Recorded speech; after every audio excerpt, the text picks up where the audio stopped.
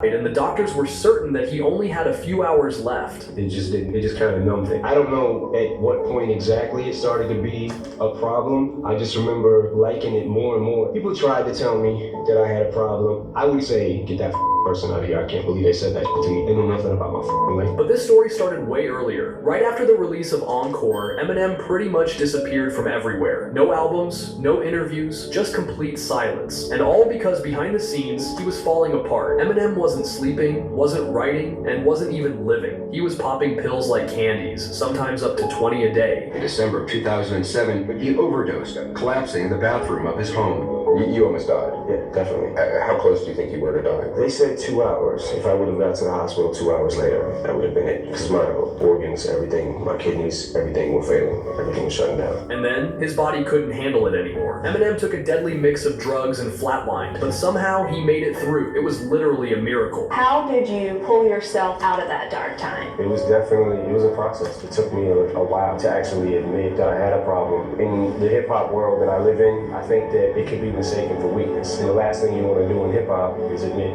that you're weak. But if I didn't admit that I was weak with this certain thing, I was going to die. I certainly probably a couple hours away from death. Not to make this too tense of a moment, but yeah, I overdosed and almost died. But that moment changed everything. When he woke up, he was almost unrecognizable, bloated, broken, and completely lost. So Eminem checked himself into a rehab and began his way back. He fought through withdrawals, depression, and constant nightmares. So 2007 ended up splitting Eminem's life in two, and eventually that overdose didn't kill him because it actually saved him. And going back to his childhood, Eminem doesn't really talk about his dad. I never knew him, so You never met him since? never met him, never knew him. Do you want to, or? I don't know. Some people ask me that. I don't think I do. And it's because there wasn't much to say. Eminem was just a baby when his father packed up, moved to California, and disappeared like he had never existed.